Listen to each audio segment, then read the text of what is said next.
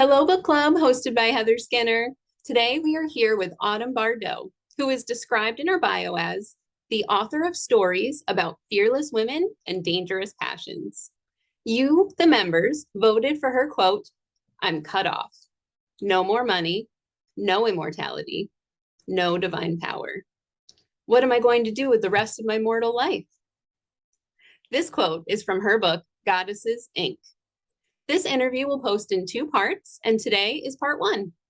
Please like this video so other book lovers can find it easier, and subscribe to this channel so that you get notified as more exciting videos post throughout this month while we're featuring Autumn Bardot and her wonderful book, Goddesses, Inc.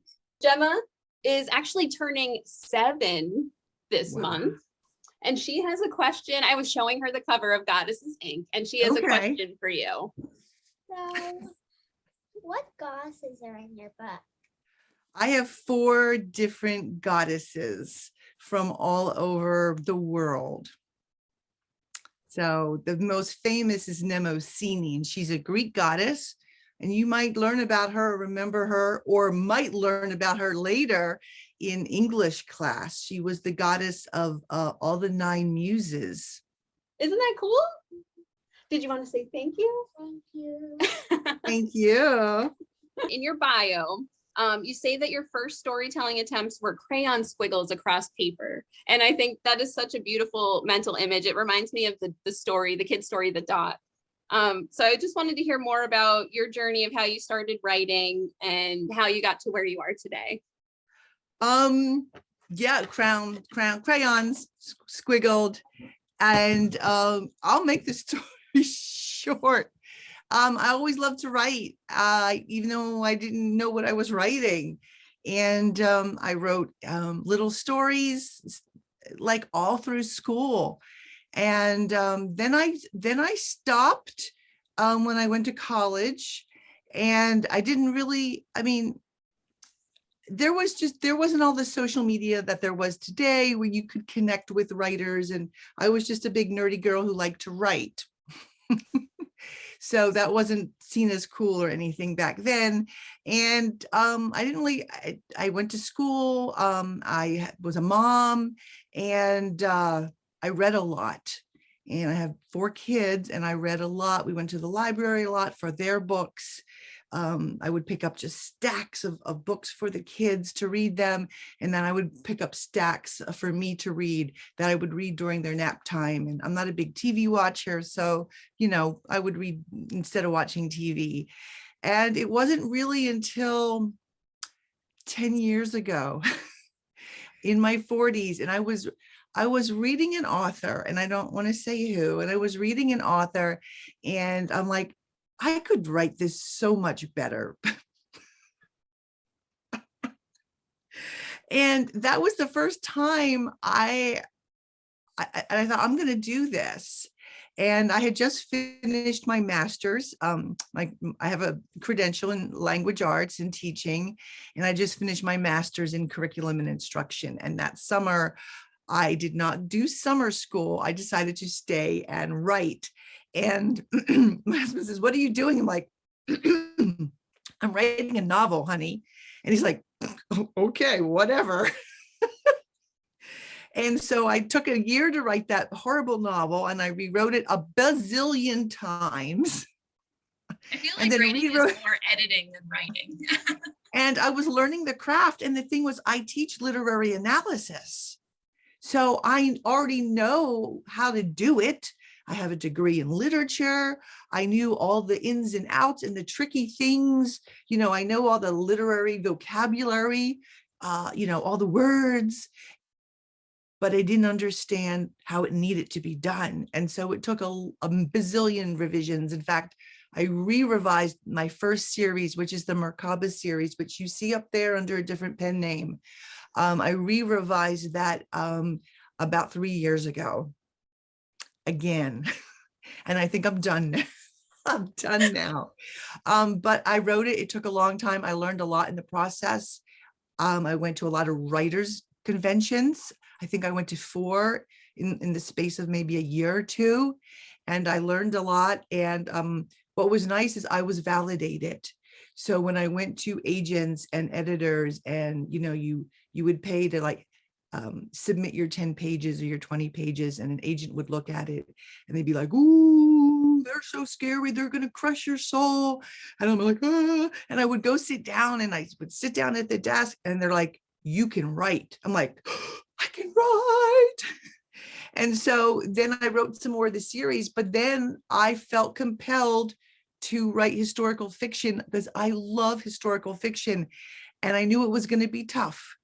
And the first one I did was The Emperor's Assassin. And that is about Locusta. That is about Emperor Nero in Rome had a personal poisoner, and her name was Locusta. And so I had read a quick, brief article about her, and I said, I'm going to tell her story. And so that's what I did. And so I learned a lot about historical fiction at that time. But at that time, I was actually doing all the research on genre before I even did anything. So I would read a bunch of, research things about her, and then I would okay, what does this need to have and this need to have? And so that was the first one that an agent picked up. That's so exciting. And you were talking about research. I'm so fascinated. You must do a ton of research, because reading Goddesses Inc., there was just so much that resonated with me, even down to body language, because I like to study that just for fun. And you have so many things in there that body language experts mention. And what is your research process like? Because you're dealing with facts and fiction, but you merge them together so well. Thank you. I do have several body language books. One written by a CIA agent or FBI agent. That's cool. I don't use those emotional thesaurus books because I don't want to use what everybody else is using. And sometimes I think they get overused, but I want to come up with my own.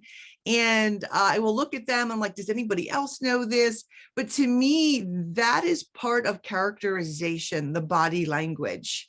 The body language is part of characterization. And I teach my students to analyze it, when they're analyzing fiction, but also in my YouTubes, I teach that you're characterizing, you're giving them personality. You're bringing a character to life when they have their own body language. Either you're showing their emotion or just their state of being, or even of their personality. And so that I do a lot of body language work. I do bring those books out, and then I go deep into all kinds of different research for different things. I do a lot on the internet, but then I do a lot of where I am looking for books that have the best material. The best material always comes from books that are no longer in print. And that would have been from The Impaler's Wife and from Dragon Lady. And for those books, I track those down. They're always very expensive, and I buy them. And I know this will, a lot of people will go, you what? I mark them up. I know, I use them the horror. They get tabbed with the sticky notes, and they get underlined, never in pen, in pencil, but I use them because they're my research book. And I know, over here, you can see a little bit of my bookcase. The whole bottom row is research books. So it goes everything from mythology to religion to the Zohar to just you name it, it's up there. I think I bought about 10 books for Dragon Lady, and I'll buy art books. I couldn't find a lot for Confessions of a Sheba Queen, which is about Queen of Sheba. So I bought this beautiful art book of her time. And it was art of Sheba's time. In that art book, that was more valuable than any research I found anywhere, because it gave precise detail of just the reliefs and the sculptures. And so then I was able to craft their clothing and describe what she describes, the water that was, where they kept all the water and everything, exactly how big that was, because it was in the book and that wasn't anywhere else. So I buy a lot of books. I look on the internet, and sometimes you have to really, really dig on the internet. And I'll give you an example of that. For Dragon Lady, there is a short scene, and I spent, I want to say 6 months looking, not continually, right, but off and on, right, for a scene where there was a British captive that the pirates had captured, a real, it's all based in fact, a real life British captive. And I had his name, I had all the basic stuff, but I kept seeing that it came from his diary. And I'm like, I want this diary. I typed in so many different keywords and I couldn't get the diary online. And one day, some magical way, I typed in the right connection of keywords, and lo and behold, his translated diary comes up. So somebody had typed his diary. I was jumping around the house. My husband was like, what? I found the diary of a British sailor. And my husband's like, okay. But it allowed me to just make that character come more alive. So that's my research. I love that. That sounds like so much fun. Thank you. I can tell like the passion from your research, like the way you translate it into the book is so cool. Because that's got to be hard not to just be like, oh, this is so exciting. Because I know when I research stuff, I just want to like go to town with it. Like it's so hard to start editing once you enjoy it. I feel like. And that's the thing. A lot of times I see with newer writers is that because I know you have writers and readers who follow you, that they put too much research in that nobody cares about, but you. And it's so hard not to, because it's so exciting when you're on the other side. You really want to just, yeah. And that's what people say. You'll spend 3 hours reading an article so you put in 2 words. All about that editing. That's right. Yeah. And I wanted to ask, you mentioned before about how you have your one series under a pen name. So what made you decide not to continue on with the pen name after that? Okay, so I was the LZ Marie for a long time, and I did a pen name because I'm a teacher, and that book had some sex in it. And parents, so I just thought, okay, pen name, I'll do a pen name. And then when I got picked up for Queen of Sheba, yes, for Queen of Sheba, by Kless, which is a division of Simon and Schuster. They wanted to use that pen name, but I wanted a different pen name because some of my students had found that pen name. And Confessions of a Sheba Queen and Legends of Lust is erotica. And I didn't want to lose my job. Oh man, would they do that to you over what you wrote separately? Yeah, that was a whole thing. I had to call the district and all that and get union involved. And they're like, can you have another pen name? Sure. Wow. So I had 2 I had 2 websites for a time. And then now I just let one go, the LZ Marie, and then just kind of merged them. So you can find all my books on my Autumn Bardot website. And so when Legends of Lust came out, then I went and did all the rest, my historical fiction, as Autumn Bardot as well. So I'm keeping with that name, even though you can find, and I think, Julie Kenner does that as well. She has a couple different pseudonyms, but all her books are under the one website. Oh, that's really cool. I love talking about you being a teacher. There was this one quote in Goddesses Inc. that cracked me up, just knowing that you're a teacher. And I think Nem was asked if she'd like to be a history teacher. And she was like, oh, that sounds like Hades, grading papers and reading essays. And it cracked me up. So what led to that line? Was there like a fun story or just kind of wrote in one day? That's what it is. It's Hades. Grading papers, not so much fun. Teaching the kids is great. Grading, no. Oh gosh. And it made me think too, like, I don't know, I would love to know, how do you do it all and fit writing in? Because you have such a long list of things that you do. I mean, you have a podcast, you have a YouTube channel.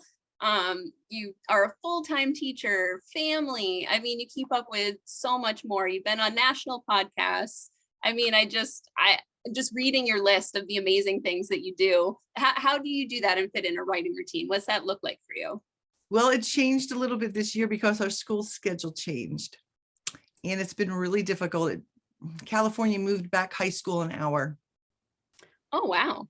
Yeah, so we started 8:30 instead of 7:30. So whereas I used to come home and it would be like 3:30, I could get some writing in.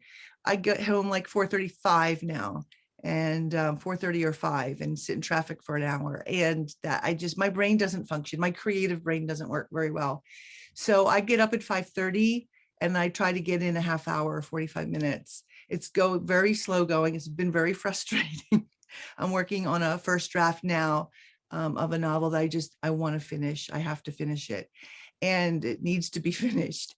And all the other stuff is I'm a type A crazy person. And I love doing it all, and I'm not willing to give any of it up is the problem. I love doing the YouTubes because I have like a teacher's heart where I want to help people. I want to, like, if you do it this way, then you don't have to struggle like I did. And if you learn this, then you can do this better. So that's why I have my YouTube up there. And after 10 years, you learn a lot of things about the industry and about people and all that. And I like to impart that wisdom, or not even wisdom, my experience. The more experience the better you have. And there wasn't that much going on when I started 10 years ago. There wasn't the plethora of Facebook groups and all of that. And so I wanted someplace where people could just go, new writers, and find information quickly. And I'm very quick about it. There's not a lot of yak. And I love the writing. I can't give that up. That's what makes me happy. That's my happy place. And the podcast kind of very easy because that just takes the audio from the YouTube and turns it into a podcast. And I've been doing some TikTok too, but I have a master's class as well. That took a lot of time. I'll be 100% honest here. It's taken a toll. It's taken a toll on me. And I've had, brain wise. And for me, when I'm do too much and my body feels stress, it decides to shut down. And it can shut down in many different ways. So usually it's something nasty that lays me flat on my back for a week. And then I get real frustrated because I can't do anything and I'm flat on my back. So I'm trying to just like mellow out inside because I love doing what I do, and I will retire in a few years. So I don't want to give something up and then have to pick it back up again in 2 years when you lose that momentum. So unless, and I'm at a place where I don't have little kids. If you have little kids, you can't do that. There's no way. No. You can't. I mean, I have a grown son who still lives with me, and he makes dinner. So there's a lot, I can not do a lot of things, yes. So but I don't suggest anybody, you have to, it's been tough, but I love it. So I'm not willing to give it up. Well, I do appreciate all that you do. I'm a subscriber to your YouTube channel. Thank you. I really love how honest you are. Like you talk about topics I don't see anywhere else, and you're honest. You're just straight up like, this is it. This is the truth of it. This is how I feel. Like, this is how you could look at it. I really love the way you structure it, and your YouTube channel is so helpful. I want to thank you. Like, there's one I keep referencing back of yours because I'm so bad at like conflict. I love my happy place with writing. So it's so hard to do bad things to my characters. So I love the one you have, and you have that list that goes with it too, that you can get on your sites with it. So I appreciate all that you do and the time you put in.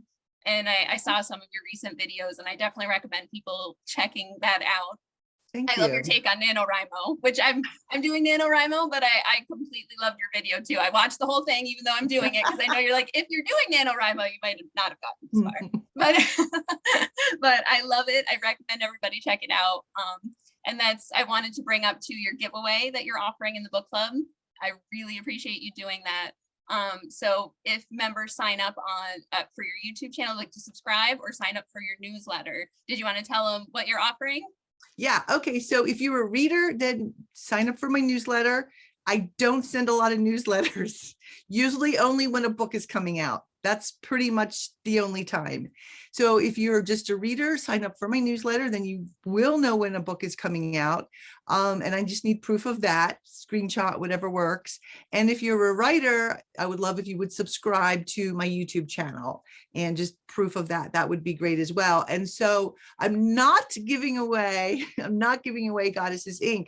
I'm giving away any of the others in either an ebook or a paperback. If paperback, it gets signed and I send some other goodies with it. But if you prefer an ebook, I can send that to you as well. So I do have quite a catalog. I've got the Merkaba series under my pen name, LZ Marie, and that is fun urban fantasy. So if you liked the Netflix show Lucifer, then you would like the Merkaba series. And it's about a supernatural bounty hunter who really doesn't want to do her job. So any of the others, that's what I just, yeah. Thank you so much. I really You're appreciate welcome. you offering that, and good luck to everybody who enters. I did want to get to some questions actually from the members. Bonnie Jean Yepson Weinman, her favorite question to find out about authors, are you a plotter or a pantser?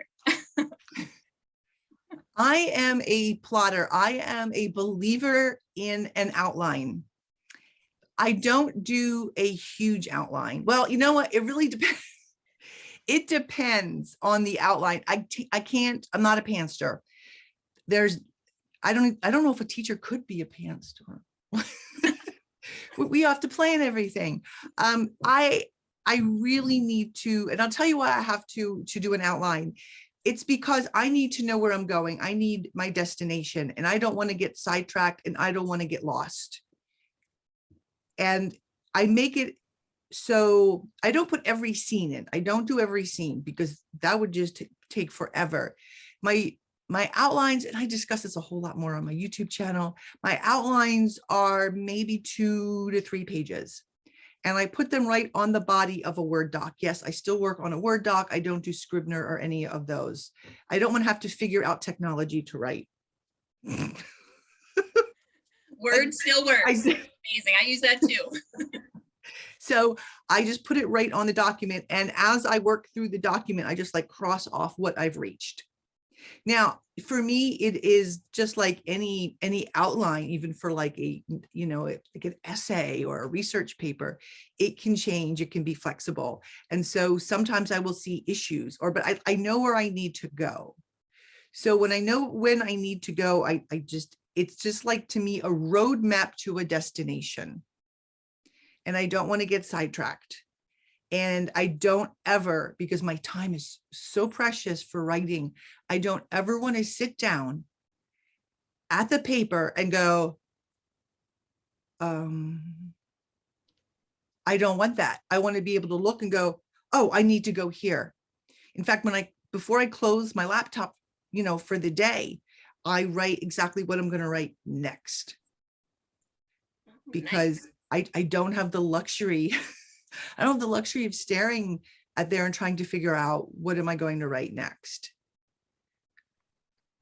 That's a really good plan. I like that you do it that way to keep yourself on track, because that is a big struggle I think that authors have, like sitting at that blank page, like, okay, like I feel like the gears turn anytime you're not in front of a computer. Yeah. And then I don't know how plotsters or pantsters do it, actually, because you want to follow a story arc.